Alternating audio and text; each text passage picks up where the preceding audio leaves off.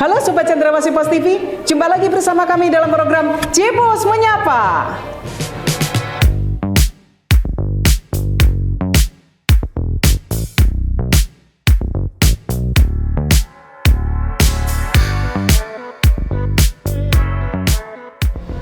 Sobat Cepos TV, kasus kekerasan kembali terjadi di Kabupaten Yahukimo, Papua Pegunungan. Seorang warga sipil menjadi korban kekerasan oleh orang tak dikenal Senin 2 Februari. Peristiwa tragis tersebut terjadi sekitar pukul 9 waktu Indonesia Timur di Jalan Saradala, kilometer 3, Distrik Dekai, tepatnya di lingkungan SMP YPK Yap Pesmi.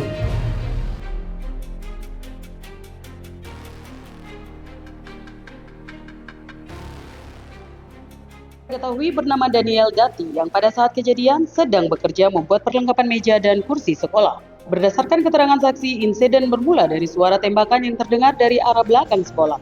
Selain menimbulkan korban jiwa, insiden ini juga menyebabkan kerusakan fasilitas. Anggota Reskrim Polres Yahukimo yang mendatangi lokasi langsung mengamankan tempat kejadian perkara, mengevakuasi korban, memeriksa saksi-saksi serta mengumpulkan barang bukti. Hingga kini, aparat kepolisian masih melakukan pendalaman terkait identitas para pelaku. Meski demikian, aparat juga menggelar patroli untuk memastikan situasi keamanan di Kota DKI tetap terkendali.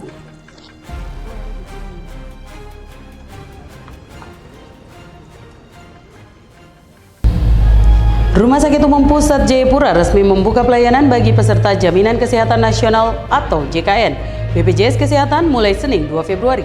Pembukaan layanan ini dilakukan setelah Rumah Sakit Rujukan Nasional tersebut memastikan sumber daya manusia, sistem pelayanan, serta alur rujukan secara menyeluruh tidak lagi menjadi persoalan. Ketua Tim Kerja Pelayanan Medik RSUP Jayapura Dr. Roni Parlindungan Sinaga mengatakan pada tahap awal sebagian besar layanan medis sudah dapat diakses oleh peserta JKN. Layanan tersebut meliputi rawat jalan, rawat inap, pelayanan gawat darurat, tindakan operasi, pemeriksaan laboratorium, radiologi, serta berbagai layanan penunjang medis lainnya. Dikatakan untuk layanan berbasis teknologi canggih tertentu seperti cath lab saat ini memang belum bisa ditanggung BPJS. Namun proses kerjasama dengan BPJS Kesehatan terus dilakukan.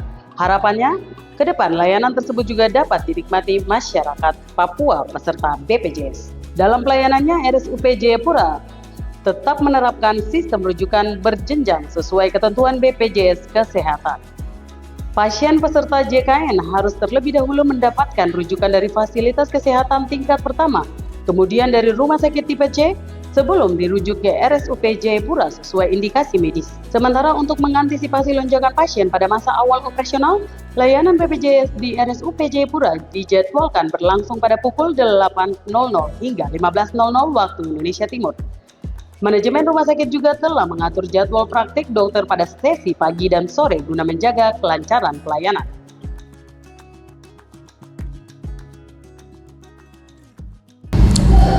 Gubernur Papua Matius Fakiri bersama Forkopimda Papua didampingi Presiden untuk mengikuti Rapat Koordinasi Nasional tahun 2026 di Bogor, Jawa Barat. Kegiatan ini digelar oleh Kementerian Dalam Negeri Senin 2 Februari kemarin.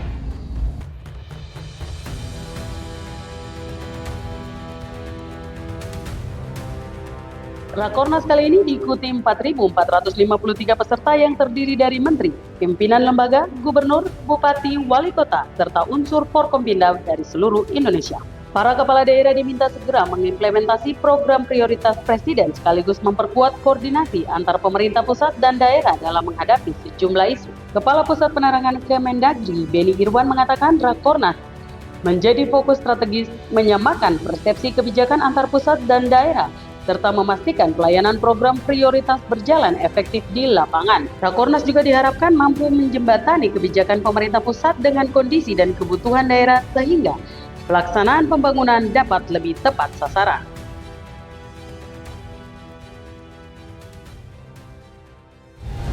Sobat Cepos TV, kita beralih ke berita olahraga. Honda DBL With Kopi Good Day 2026 Papua Series yang digelar di Gor Waringin, Kota Jayapura Senin 2 Februari resmi dibuka. Pembukaan ajang bola basket pelajar terbesar di Indonesia ini dibuka oleh Wali Kota Jayapura yang diwakili Asisten 2 Setda Kota Jayapura, Abdul Majid.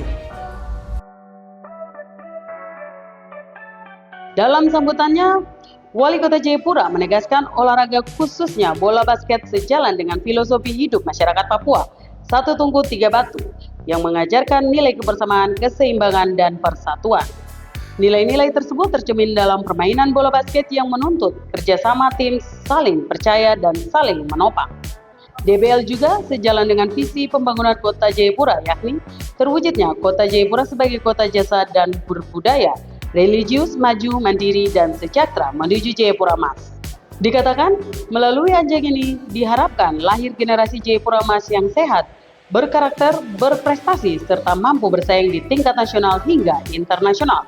Pemerintah Kota Jayapura sangat mendukung kegiatan positif ini karena olahraga adalah sarana strategis dalam membangun generasi muda yang sehat, kuat, berdaya saing, dan berakhlak mulia. Honda DBL with Kopi Good Day 2026 Papua Series berlangsung dari tanggal 2 hingga 6 Februari dan diikuti 18 tim putra dan 9 tim putri.